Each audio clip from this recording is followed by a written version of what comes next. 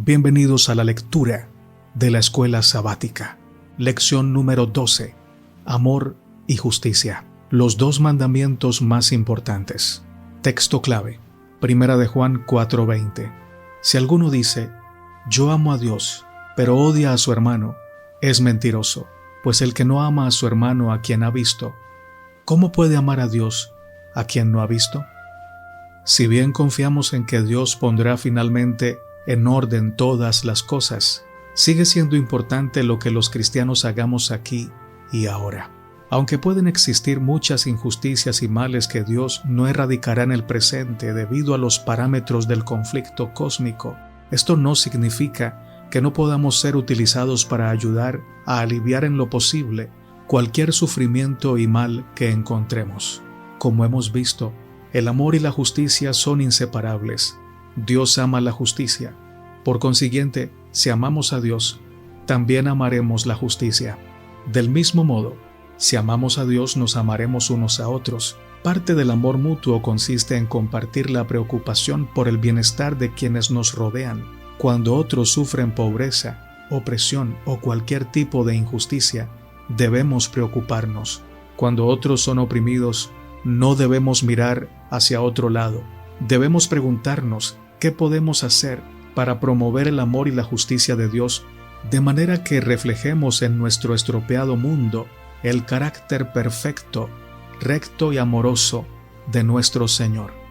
Dice el deseado de todas las gentes, pero los siervos de Dios han de ser representantes suyos. Él desea que trafiquen únicamente con la moneda del cielo, la verdad que lleva su propia imagen e inscripción. El poder por el cual han de vencer el mal es el poder de Cristo. La gloria de Cristo es su fuerza. Han de fijar sus ojos en su hermosura. Entonces podrán presentar el Evangelio con tacto y amabilidad divina. El espíritu que se mantiene amable bajo la provocación hablará más eficazmente en favor de la verdad que cualquier argumento. El deseado de todas las gentes, página 320. Domingo, 16 de marzo.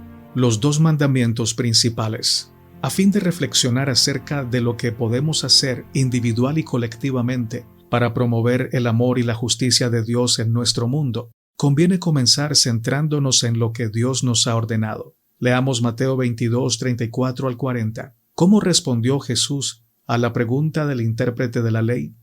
Dice Mateo 22, 34 al 40. Entonces los fariseos, oyendo que había hecho callar a los saduceos, se juntaron a una, y uno de ellos, intérprete de la ley, preguntó por tentarle, diciendo, Maestro, ¿cuál es el gran mandamiento en la ley? Jesús le dijo, amarás al Señor tu Dios con todo tu corazón y con toda tu alma y con toda tu mente. Este es el primero y grande mandamiento, y el segundo es semejante, amarás a tu prójimo como a ti mismo. De estos dos mandamientos depende toda la ley y los profetas. Según el propio Jesús, el primero y grande mandamiento es, amarás al Señor tu Dios con todo tu corazón, con toda tu alma y con toda tu mente. Y luego añadió, y el segundo es semejante, amarás a tu prójimo como a ti mismo. Sin embargo, estos mandamientos no son los únicos. Jesús enseñó además lo siguiente, de estos mandamientos depende toda la ley y los profetas. Mateo 22, 37 al 40. De hecho, esos dos mandamientos son citados en el Antiguo Testamento. Leamos ahora Mateo 19, 16 al 23. ¿Cómo se relacionan las respuestas de Jesús al joven rico con las que dio al intérprete de la ley? En Mateo 22. Mateo 19, 16 al 23 dice, Entonces vino uno y le dijo, Maestro bueno, ¿qué bien haré para tener la vida eterna? Él le dijo, ¿por qué me llamas bueno? Ninguno hay bueno sino uno, Dios. Mas si quieres entrar en la vida, guarda los mandamientos. Le dijo, ¿cuáles? Y Jesús dijo, no matarás, no adulterarás, no hurtarás, no dirás falso testimonio, honra a tu padre y a tu madre, y amarás a tu prójimo como a ti mismo. El joven le dijo, todo esto lo he guardado desde mi juventud. ¿Qué más me falta? Jesús le dijo, si quieres ser perfecto, anda, vende lo que tienes y dalo a los pobres, y tendrás tesoro en el cielo, y ven y sígueme. Oyendo el joven esta palabra se fue triste, porque tenía muchas posesiones. Entonces Jesús dijo a sus discípulos: de cierto os digo, que difícilmente entrará un rico en el reino de los cielos. ¿Qué sucedió aquí? ¿Por qué respondió Jesús a ese hombre como lo hizo? ¿Qué deberían decirnos estos encuentros independientemente de nuestra posición o situación en la vida? Cristo presentó las únicas condiciones que pondrían al príncipe donde desarrollaría un carácter cristiano. Sus palabras eran palabras de sabiduría, aunque parecían severas y exigentes. En su aceptación y obediencia estaba la única esperanza de salvación del príncipe. Su posición exaltada y sus bienes ejercían sobre su carácter una sutil influencia para el mal. Si los prefiriese, suplantarían a Dios en sus afectos. El guardar poco o mucho sin entregarlo a Dios sería retener aquello que reduciría su fuerza moral y eficiencia, porque si se aprecian las cosas de este mundo, por inciertas e indignas que sean, llegan a absorberlo todo. El deseado de todas las gentes, página 491. Aunque no todos estemos llamados a vender nuestras posesiones, como este joven rico, ¿a qué te estás aferrando que, si no lo dejas, podría poner en riesgo tu salvación eterna? Lunes, 17 de marzo. Los dos mayores pecados. Según el propio Jesús, los dos mandamientos más importantes son el amor a Dios y el amor a los demás. Obedecer estos mandamientos implica sacrificios que muestran de forma tangible el amor a los demás, lo que realmente significa seguir los pasos de Jesús. Ahora bien, si los dos mandamientos más grandes son el amor a Dios y el amor a los demás, ¿cuáles son los dos pecados más grandes? Leamos Salmo 135, 13 al 19. ¿Qué revela esto acerca de un pecado común que es destacado a lo largo de las Escrituras? Dice el Salmo: Oh Jehová, eterno es tu nombre, tu memoria, oh Jehová, de generación en generación. Porque Jehová juzgará a su pueblo y se compadecerá de sus siervos. Los ídolos de las naciones son plata y oro, obra de manos de hombres. Tienen boca y no hablan, tienen ojos y no ven, tienen orejas y no oyen. Tampoco hay aliento en sus bocas. Semejantes a ellos son los que los hacen, y todos los que en ellos confían. Casa de Israel, bendecida Jehová. Casa de Aarón, bendecida Jehová. El Antiguo Testamento remarca continuamente la importancia del amor a Dios por encima de todo. Ver, por ejemplo, Deuteronomio 6:5. Esto está estrechamente relacionado con el gran pecado de la idolatría, que es lo opuesto al amor a Dios. Según el profeta Zacarías en el pasaje que vamos a leer ahora, ¿qué condena a Dios? ¿Cómo se relaciona esto y el pecado de idolatría con los dos grandes mandamientos? Zacarías 7, 9 al 12 dice: Así habló Jehová de los ejércitos, diciendo: Juzgad conforme a la verdad, y haced misericordia y piedad cada cual con su hermano.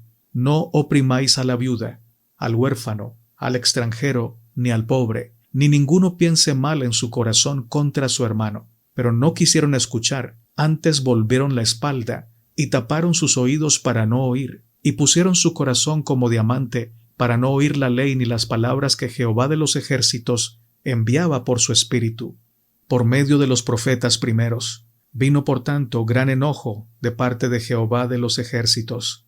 La idolatría no es lo único a lo que Dios responde con la ira del amor, sino también al maltrato contra su pueblo, ya sea individual o corporativamente. Dios se enoja ante la injusticia porque Él es amor.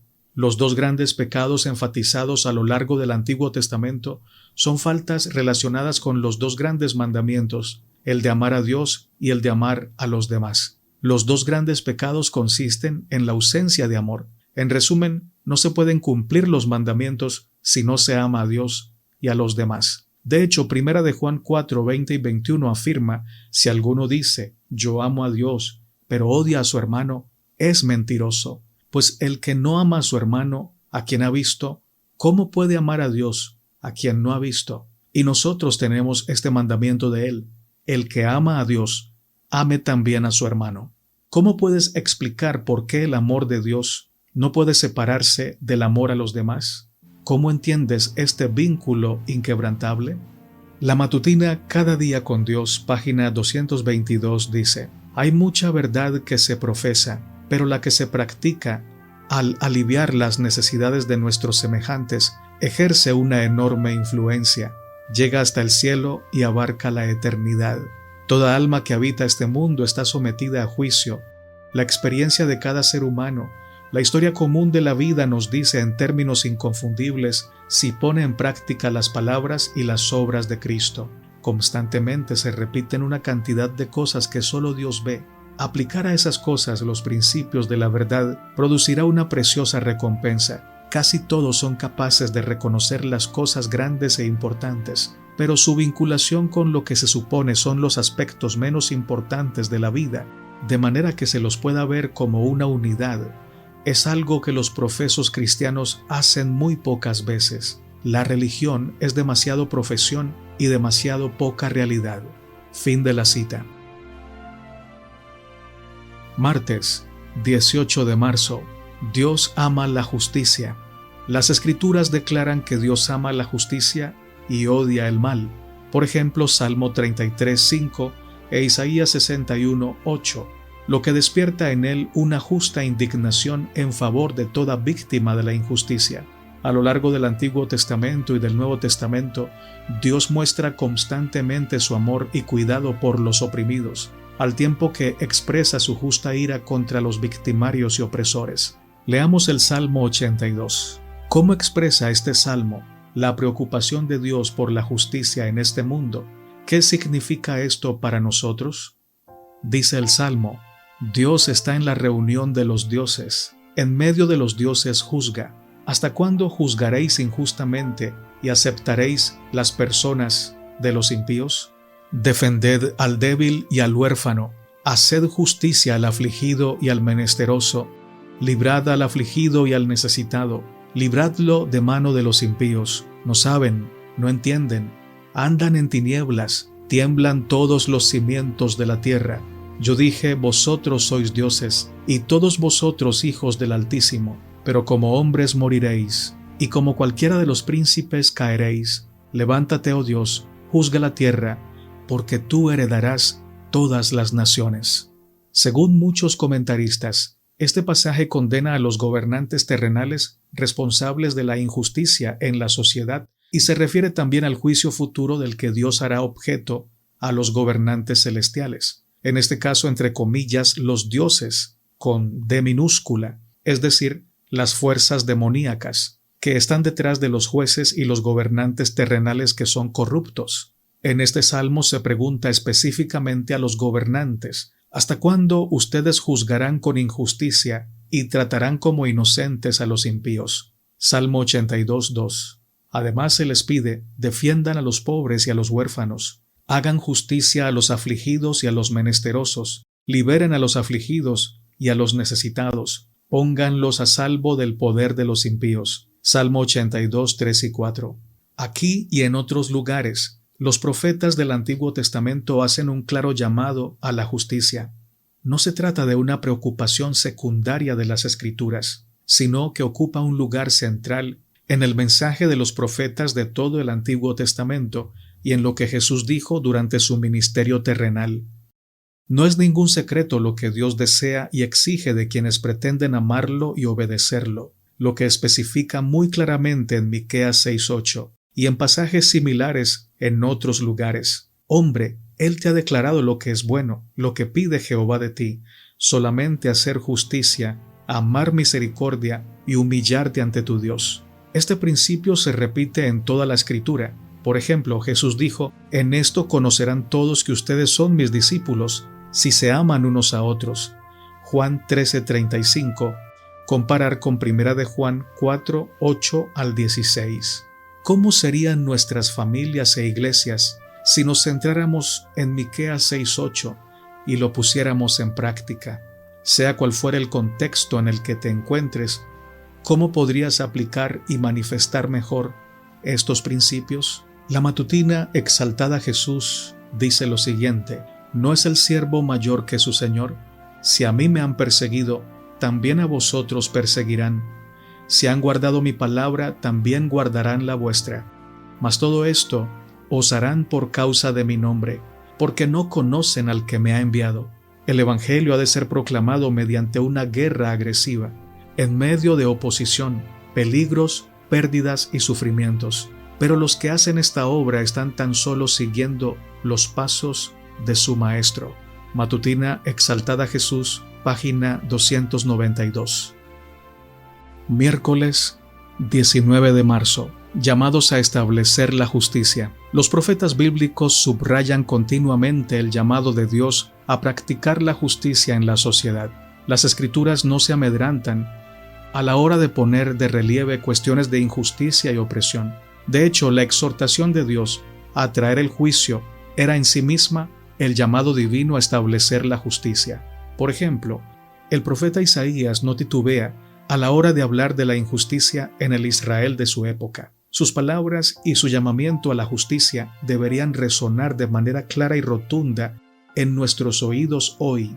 Aprended a hacer el bien, buscad el derecho, socorred al agraviado, haced justicia al huérfano, amparad a la viuda. Isaías 1:17. Además proclama: ¡ay contra los que dictan leyes injustas, para apartar del juicio a los pobres! Isaías 10:1 y 2, advirtiendo: ¿qué haréis en el día del castigo? ¿A quién os acogeréis para que yo os ayude cuando llegue de lejos el desastre? Isaías 10:3. Asimismo, el profeta Jeremías proclama el siguiente mensaje de Dios: ¡ay del que edifica su casa sin justicia y sus salas sin equidad, sirviéndose de su prójimo de balde, sin darle el salario de su trabajo! ¿No comió y bebió tu padre, y actuó conforme al derecho y la justicia, y le fue bien? Él juzgó la causa del afligido y del necesitado, y le fue bien. ¿No es esto conocerme a mí?, dice Jehová. Jeremías 22, 13, 15 y 16. Vamos a leer Mateo 23, 23 al 30. ¿Qué enseña Jesús aquí sobre lo que es más importante? ¿Qué crees que quiere decir cuando se refiere a lo más importante?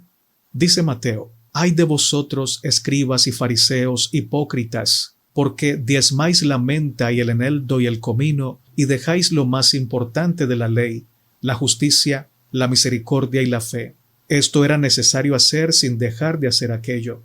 Guías ciegos, que coláis el mosquito y tragáis el camello. ¡ay de vosotros, escribas y fariseos hipócritas! Porque limpiáis lo de fuera del vaso y del plato, pero por dentro estáis llenos de robo y de injusticia. Fariseo ciego, limpia primero lo de dentro del vaso y del plato, para que también lo de fuera sea limpio. ¡ay de vosotros, escribas y fariseos hipócritas! Porque sois semejantes a sepulcros blanqueados, que por fuera a la verdad se muestran hermosos, mas por dentro están llenos de huesos de muertos y de toda inmundicia. Así también vosotros por fuera a la verdad os mostráis justos a los hombres, pero por dentro estáis llenos de hipocresía e iniquidad. ¡ay de vosotros, escribas y fariseos hipócritas! Porque edificáis los sepulcros de los profetas y adornáis los monumentos de los justos, y decís: si hubiésemos vivido en los días de nuestros padres, no hubiéramos sido sus cómplices en la sangre de los profetas. La injusticia no era una preocupación exclusiva de los profetas del Antiguo Testamento, ya que vemos claramente aquí y en otras partes del ministerio de Jesús que esto era de suma importancia para Cristo mismo. Como él dice: ¡ay de vosotros, escribas y fariseos hipócritas! Porque diezmáis la menta y el anís y el comino, y dejáis lo más importante de la ley, la justicia, la misericordia y la fe. Esto era necesario hacer sin dejar de hacer aquello. Mateo 23, 23. En el pasaje paralelo de Lucas, Jesús se lamenta de que pasen por alto la justicia y el amor de Dios. Lucas 11, 42. ¿Cómo cambiaría tu perspectiva si hoy te enfocaras en lo más importante, en lugar de en el diezmo de la menta, el anís y el comino? Jueves 20 de marzo. ¿Quién es mi prójimo? En el relato de Lucas, justo después de que Jesús declaró cuáles son los dos mandamientos más importantes, el amor a Dios y el amor al prójimo, un intérprete de la ley queriendo justificarse a sí mismo, dijo a Jesús: ¿Y quién es mi prójimo? Lucas 10:29. En respuesta a esto, Jesús contó la ya familiar, pero entonces impactante parábola del buen samaritano. Leamos la parábola del buen samaritano en Lucas 10:25 al 37. ¿Qué dice este pasaje a la luz del clamor de los profetas en favor de la misericordia y la justicia, y de los tipos de injusticias que diferentes grupos de personas han infligido a su prójimo a lo largo de la historia? Dice Lucas 10:25 al 37. Y he aquí un intérprete de la ley se levantó y dijo para probarle: Maestro, ¿haciendo qué cosa heredaré la vida eterna? Él le dijo: ¿Qué está escrito en la ley? ¿Cómo lees? Aquel respondiendo dijo: Amarás al Señor tu Dios con todo tu corazón, y con toda tu alma, y con todas tus fuerzas, y con toda tu mente, y a tu prójimo como a ti mismo. Y le dijo: Bien has respondido, haz esto y vivirás. Pero él, queriendo justificarse, dijo a Jesús: ¿Y quién es mi prójimo? Respondiendo Jesús dijo: Un hombre descendía de Jerusalén a Jericó, y cayó en manos de ladrones, los cuales le despojaron, e hiriéndole se fueron, dejándole medio muerto. Aconteció que descendió un sacerdote por aquel camino, y viéndole pasó de largo. Asimismo un levita, llegando cerca de aquel lugar y viéndole, pasó de largo. Pero un samaritano que iba de camino vino cerca de él, y viéndole fue movido a misericordia, y acercándose vendó sus heridas, echándoles aceite y vino, y poniéndole en su cabalgadura, lo llevó al mesón y cuidó de él. Otro día, al partir, sacó 2 denarios, y los dio al mesonero, y le dijo: Cuídamele, y todo lo que gastes de más yo te lo pagaré cuando regrese. ¿Quién pues de estos 3 te parece que fue el prójimo del que cayó en manos de los ladrones? Él le dijo: El que usó de misericordia con él. Entonces Jesús le dijo: Ve y haz tú lo mismo. Jesús no se limitó a hablar de justicia, sino que vino a traerla. Él fue y será el cumplimiento del llamado y el anhelo profético de justicia. Ver Lucas 4, 16 al 21, a la luz de Isaías 61, 1 y 2. Jesús es el deseado de todas las naciones, especialmente de quienes reconocen su necesidad de liberación.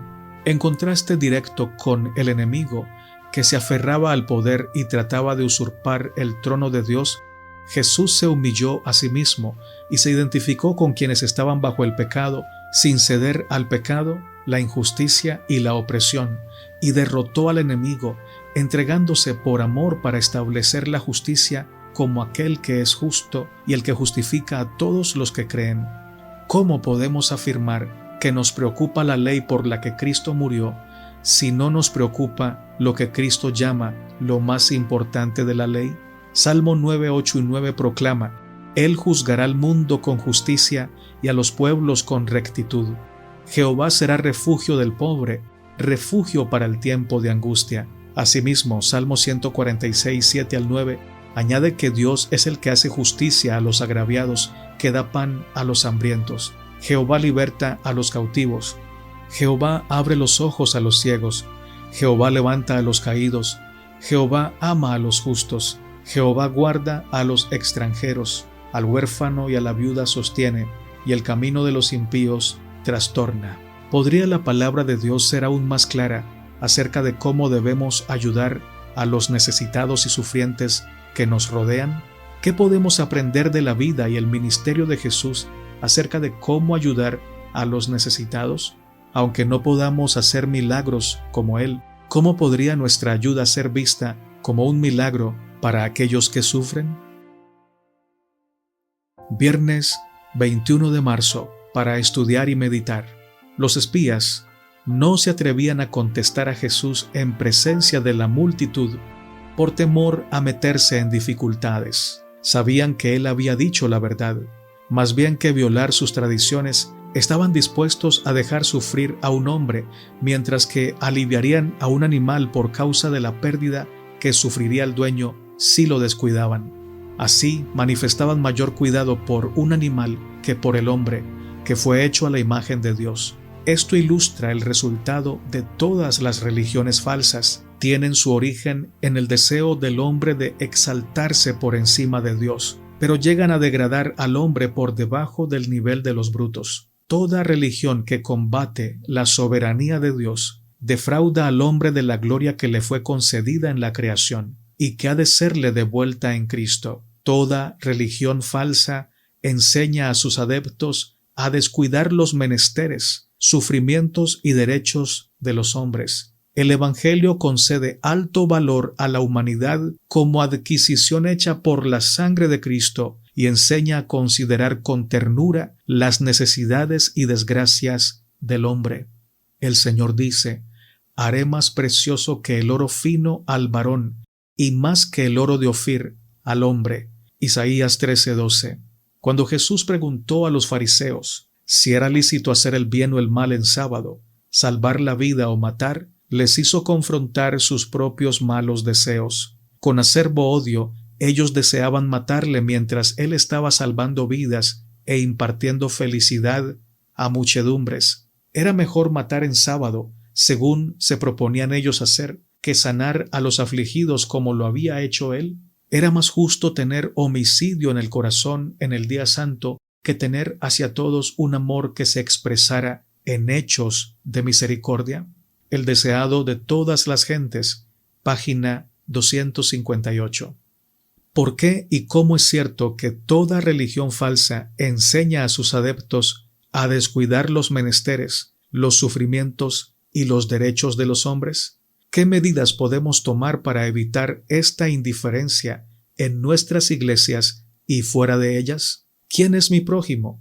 ¿Quién es tu prójimo? ¿En qué aspectos prácticos deberíamos los seguidores de Cristo parecernos más al samaritano que traspuso los límites impuestos por la sociedad de sus días para actuar con amor?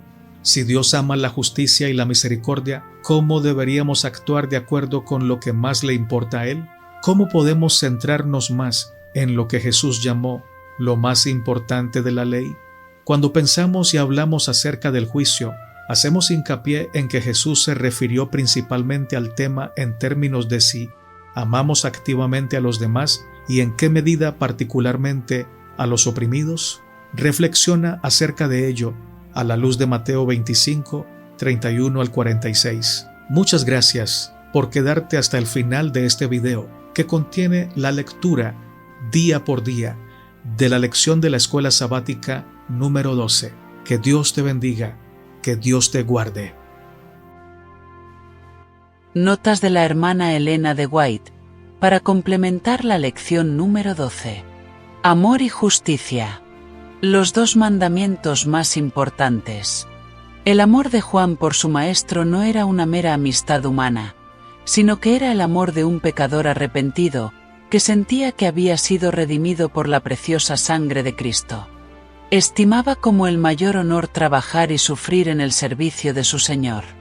Su amor por Jesús lo inducía a amar a todos aquellos por quienes Cristo murió. Su religión era práctica. Razonaba que el amor a Dios debía manifestarse en el amor a sus hijos. Se lo oyó reiteradamente diciendo: «Amados, si Dios nos ha amado así, debemos también nosotros amarnos unos a otros». Nosotros le amamos a Él, porque Él nos amó primero. Si alguno dice: «Yo amo a Dios», y aborrece a su hermano, es mentiroso. Pues el que no ama a su hermano a quien ha visto, ¿cómo puede amar a Dios a quien no ha visto? Primera de Juan 4 versículos 11, 19 y 20. La vida del apóstol estaba en armonía con sus enseñanzas. El amor que brillaba en su corazón por Cristo lo indujo a realizar el más ferviente esfuerzo y la más incansable labor por sus semejantes, especialmente por sus hermanos en la Iglesia cristiana. Era un poderoso predicador, ferviente y profundo en su sinceridad, y sus palabras llevaban consigo el peso de la convicción. La edificación del carácter, página 51 y 52. Si amamos a Dios de todo nuestro corazón, debemos amar también a sus hijos. Este amor es el Espíritu de Dios. Es el adorno celestial que da verdadera nobleza y dignidad al alma y asemeja nuestra vida a la del Maestro. Cualesquiera que sean las buenas cualidades que tengamos, por honorables y refinados que nos consideremos, si el alma no está bautizada con la gracia celestial del amor hacia Dios y hacia nuestros semejantes, nos falta verdadera bondad y no estamos listos para el cielo, donde todo es amor y unidad. Testimonios para la Iglesia, tomo 4, página 221. Los siervos de Cristo no han de actuar según los dictados del corazón natural. Necesitan tener una íntima comunión con Dios, no sea que, bajo la provocación, el yo se levante y ellos dejen escapar un torrente de palabras inconvenientes, que disten mucho de ser como el rocío y como las suaves gotas que refrescan las plantas agostadas. Esto es lo que Satanás quiere que hagan, porque estos son sus métodos. Es el dragón el que se aira, es el espíritu de Satanás el que se revela en la cólera y las acusaciones. Pero los siervos de Dios han de ser representantes suyos. Él desea que trafiquen únicamente con la moneda del cielo, la verdad que lleva su propia imagen e inscripción. El poder por el cual han de vencer al mal es el poder de Cristo. La gloria de Cristo es su fuerza. Han de fijar sus ojos en su hermosura. Entonces podrán presentar el Evangelio con tacto y amabilidad divina. Y el espíritu que se mantiene amable bajo la provocación hablará más eficazmente en favor de la verdad que cualquier argumento.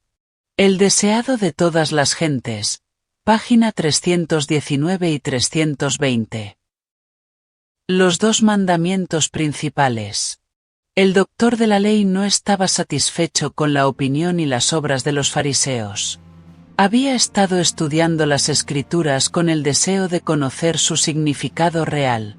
Tenía vital interés en el asunto, y había preguntado con sinceridad, ¿haciendo qué cosa poseeré la vida eterna? En su respuesta tocante a los requerimientos de la ley, pasó por alto el cúmulo de preceptos ceremoniales y rituales. No les atribuyó ningún valor, sino que presentó los dos grandes principios de los cuales dependen la ley y los profetas. Esta respuesta, al ser elogiada por Cristo, colocó al Salvador en un terreno ventajoso frente a los rabinos. No podrían condenarle por haber sancionado lo declarado por un expositor de la ley. «Haz esto, y vivirás», dijo Jesús. Presentó la ley como una unidad divina, enseñando así que es imposible guardar un precepto y quebrantar otro, porque el mismo principio corre por todos ellos. El destino del hombre será determinado por su obediencia a toda la ley.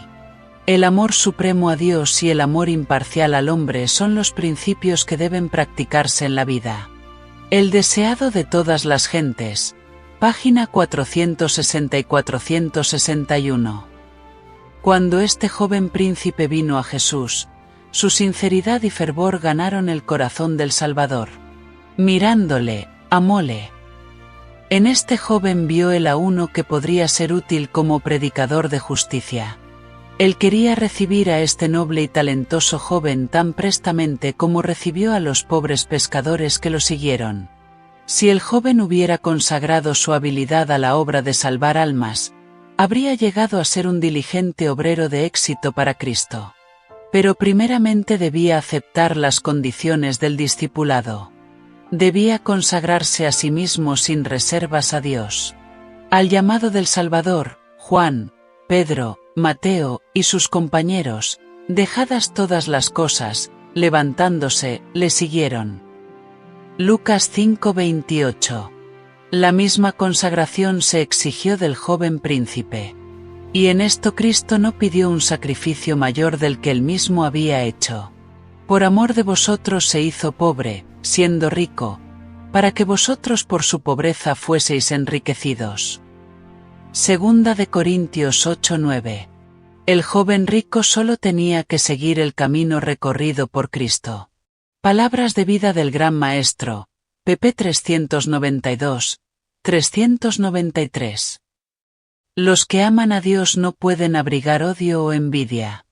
Mientras que el principio celestial del amor eterno llena el corazón, fluirá a los demás, no simplemente porque se reciban favores de ellos, sino porque el amor es el principio de acción y modifica el carácter, gobierna los impulsos, domina las pasiones, subyuga la enemistad y eleva y ennoblece los afectos.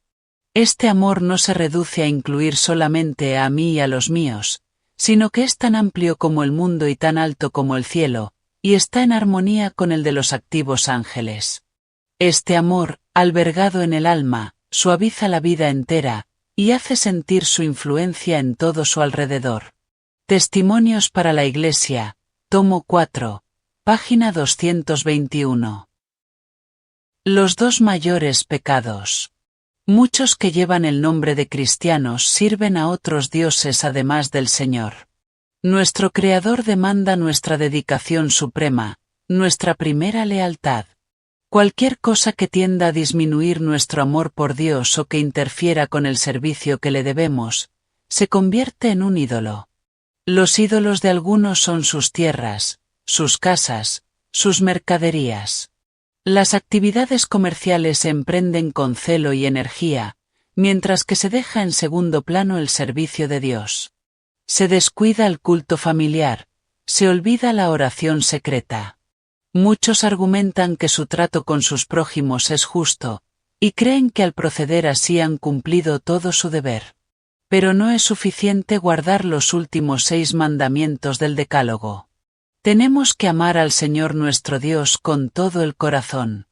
Nada inferior a la obediencia a cada precepto, nada que sea menos que el amor supremo a Dios y amar a nuestro prójimo como a nosotros mismos, puede satisfacer las demandas de la ley divina. Comentarios de Elena de White, en Comentario Bíblico Adventista del Séptimo Día, tomo 2, página 1005 y 1006. El enemigo sabe muy bien que si no tenemos amor mutuo, puede alcanzar su objetivo, y herir y debilitar la Iglesia, al provocar diferencias entre los hermanos. Los puede inducir a sospechar el mal, a hablar del mal, a acusar, condenar y aborrecerse. De esta manera se deshonra la causa de Dios, se arroja baldón sobre el nombre de Cristo, y se le hace un daño indecible a las almas de los hombres. No es la oposición del mundo lo que nos va a poner en mayor peligro, es el mal albergado en nuestro seno lo que provoca nuestros más graves desastres. Es la vida carente de consagración, de los medio convertidos, lo que atrasa la obra de la verdad y arroja sombra sobre la Iglesia de Dios. Cada día con Dios, página 163. Grabemos en la mente el hecho de que la misericordia y el amor del Señor deben manifestarse a los hijos de Dios. Busquemos por cielo y tierra, y no encontraremos otra verdad más definidamente revelada que la que se manifiesta en misericordia precisamente para los que necesitan su simpatía a fin de quebrantar todo yugo y dejar en libertad a los oprimidos. De ese modo la verdad se vive, la verdad se obedece, la verdad se enseña. Hay mucha verdad que se profesa, pero la que se practica al aliviar las necesidades de nuestros semejantes ejerce una enorme influencia, llega hasta el cielo y abarca la eternidad. Toda alma que habita este mundo está sometida a juicio. La experiencia de cada ser humano, la historia común de la vida nos dice en términos inconfundibles y pone en práctica las palabras y las obras de Cristo. Constantemente se repiten una cantidad de cosas que solo Dios ve. Aplicar a esas cosas los principios de la verdad producirá una preciosa recompensa.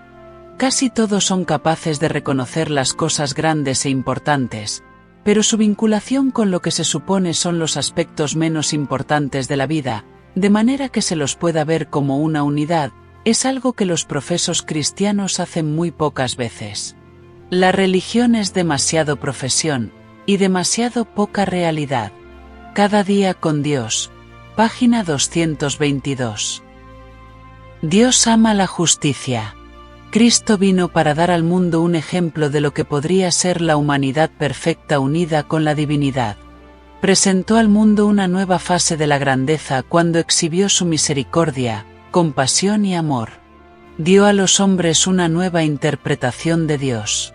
Como cabeza de la humanidad, enseñó a los hombres lecciones en la ciencia del gobierno divino, por las cuales reveló la rectitud de la reconciliación de la misericordia y la justicia. La reconciliación de la misericordia y la justicia no implicaban ninguna transigencia con el pecado ni ignorar ninguna demanda de la justicia, sino que dando su lugar debido a cada atributo divino, se podía ejercer la misericordia en el castigo del hombre pecaminoso e impenitente sin destruir la clemencia de la reconciliación ni perder su carácter compasivo. Y la justicia se podía ejercer al perdonar al transgresor arrepentido sin violar su integridad. Mensajes selectos, tomo 1, página 305. Que los que ocupan puestos de importancia se desprendan del espíritu inmisericorde que tanto ofende a Dios. Justicia y juicio son el cimiento de su trono. No suponga nadie que Dios ha dado a los hombres el poder para regir a sus prójimos. Él no aceptará el servido de ningún hombre que dañe y desanime la heredad de Cristo. Ahora es el tiempo para que cada uno se autoexamine, se pruebe a sí mismo, a fin de que pueda ver si está en la fe. Investigad íntimamente los motivos que os mueven a la acción. Estamos ocupados en la obra del Altísimo. No entretejamos en la trama de nuestra obra una sola hebra de egoísmo. Comentarios de Elena de White en Comentario Bíblico Adventista del Séptimo Día, tomo 3, página 1167 y 1168. En esto conocerán todos que sois mis discípulos, dijo Jesús, si tuviereis amor los unos con los otros. Cuando los hombres no están vinculados por la fuerza o los intereses propios, sino por el amor, manifiestan la obra de una influencia que está por encima de toda influencia humana. Donde existe esta unidad, constituye una evidencia de que la imagen de Dios se está restaurando en la humanidad, que ha sido implantado un nuevo principio de vida. Muestra que hay poder en la naturaleza divina para resistir a los agentes sobrenaturales del mal, y que la gracia de Dios subyuga el egoísmo inherente en el corazón natural. Este amor, manifestado en la Iglesia, despertará seguramente la ira de Satanás. Cristo no trazó a sus discípulos una senda fácil. Si el mundo os aborrece, dijo, sabed que a mí me aborreció antes que a vosotros. Si fuerais del mundo, el mundo amaría lo suyo, mas porque no sois del mundo, antes yo os elegí del mundo, por eso os aborrece el mundo. Acordaos de la palabra que yo os he dicho, no es el siervo mayor que su señor. Si a mí me han perseguido, también a vosotros perseguirán, si han guardado mi palabra, también guardarán la vuestra. Mas todo esto os harán por causa de mi nombre, porque no conocen al que me ha enviado. El Evangelio ha de ser proclamado mediante una guerra agresiva, en medio de oposición, peligros, pérdidas y sufrimientos. Pero los que hacen esta obra están tan solo siguiendo los pasos de su Maestro. Exaltad a Jesús, página 292. Llamados a establecer la justicia. Los verdaderos adoradores de Dios obrarán las obras de Cristo. Serán liberales con los necesitados, no apartarán al pobre de su derecho, ni inventarán una excusa para evitar ayudar a los que necesitan ayuda. Amarán a su prójimo como a sí mismos, no escondiéndose de su propio pariente, sino considerando la condición del pobre, del huérfano y de la viuda. No se apropiarán de ninguna porción de las justas ganancias de los que estén bajo su control. No oprimirás al jornalero pobre y menesteroso, ya sea de tus hermanos o de los extranjeros que habitan en tu tierra dentro de tus ciudades. En su día le darás su jornal, y no se pondrá el sol sin dárselo, pues es pobre, y con él sustenta su vida, para que no clame contra ti a Jehová, y sea en ti pecado. Deuteronomio 24, 14 y 15. Y vino palabra de Jehová a Zacarías, diciendo, así habló Jehová de los ejércitos, diciendo, juzgad conforme a la verdad, y haced misericordia y piedad cada cual con su hermano, no oprimáis a la viuda, al huérfano, al extranjero ni al pobre, ni ninguno piense mal en su corazón contra su hermano. Zacarías 7, 8 al 10. Leed las palabras de Cristo que se hallan en Mateo 23, 23. Ay de vosotros, escribas y fariseos, hipócritas. Porque diezmáis la menta y el eneldo y el comino, y dejáis lo más importante de la ley, la justicia, la misericordia y la fe. Esto era necesario hacer, sin dejar de hacer aquello. Estas denuncias se dan como una amonestación a todos aquellos que por fuera, a la verdad, os mostráis justos a los hombres, pero por dentro estáis llenos de hipocresía e iniquidad. Ellos dicen, estamos decididos a hacer todas estas cosas.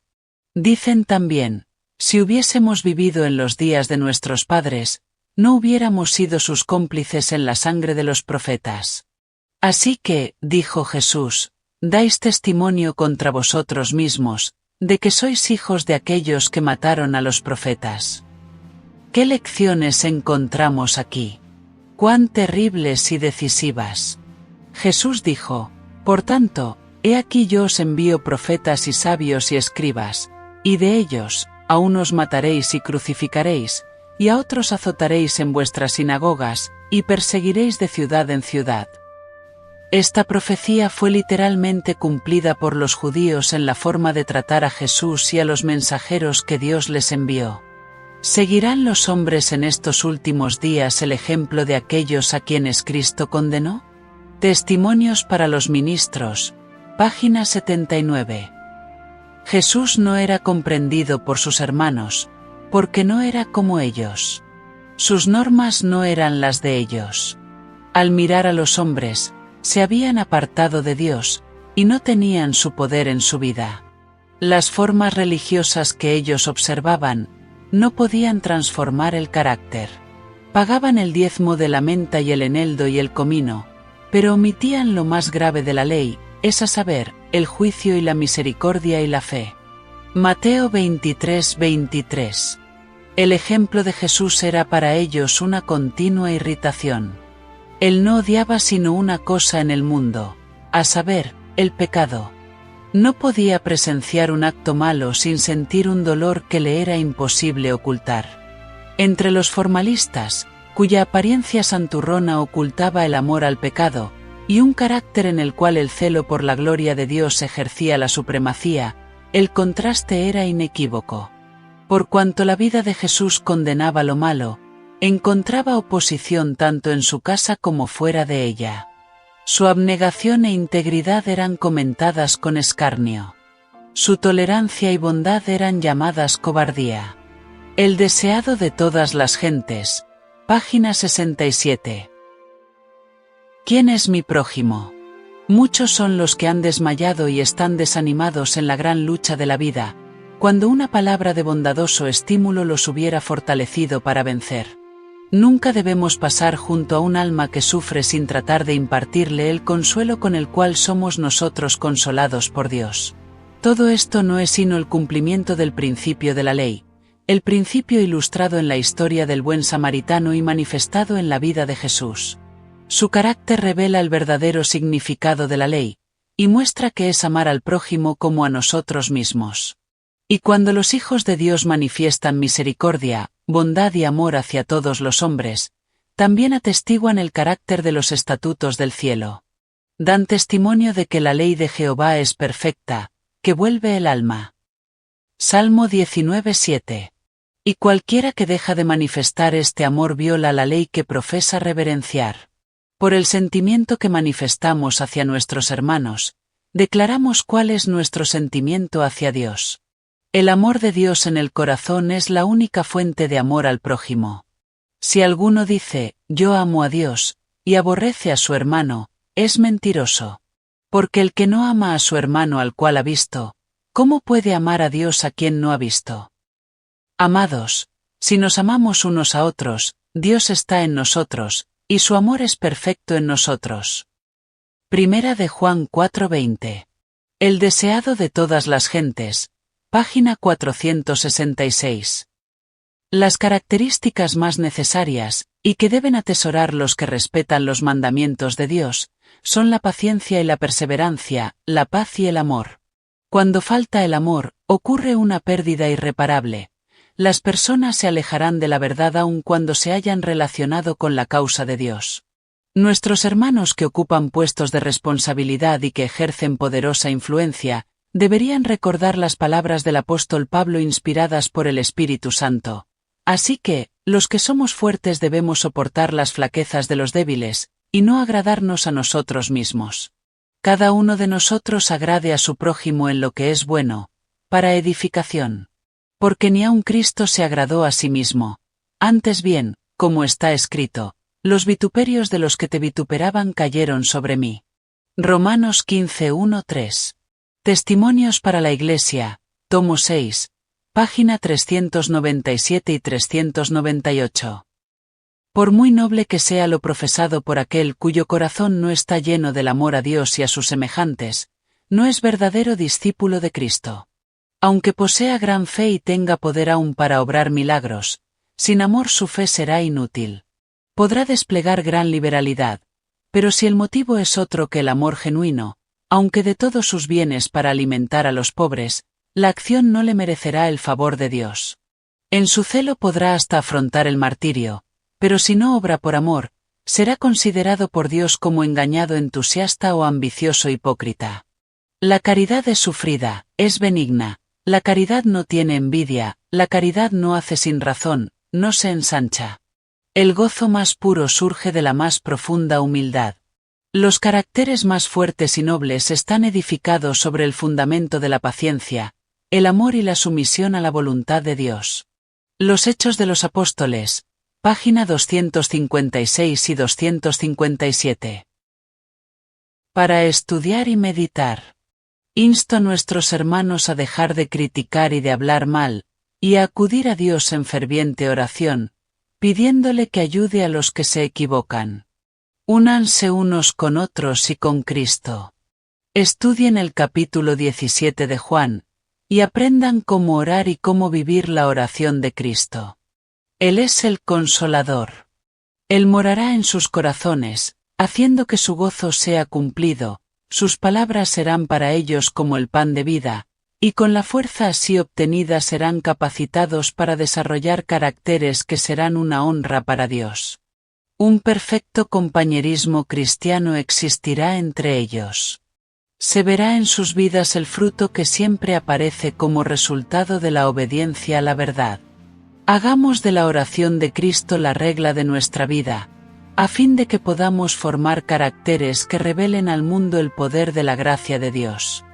Ha de haber menos charla acerca de pequeñas diferencias, y un estudio más diligente de lo que la oración de Cristo significa para quienes creen en su nombre. Hemos de orar por la unión, y entonces vivir de tal manera que Dios pueda responder nuestras oraciones. Es la perfecta unidad, una unidad tan estrecha como la unión que existe entre el Padre y el Hijo, lo que dará éxito a los esfuerzos de los obreros de Dios. La completa unión con Cristo y unos con otros es absolutamente necesaria para la perfección de los creyentes. La presencia de Cristo por la fe en los corazones de los creyentes es su poder, su vida. Produce unión con Cristo. Tú en mí. La unión con Dios por medio de Cristo hace perfecta a la Iglesia.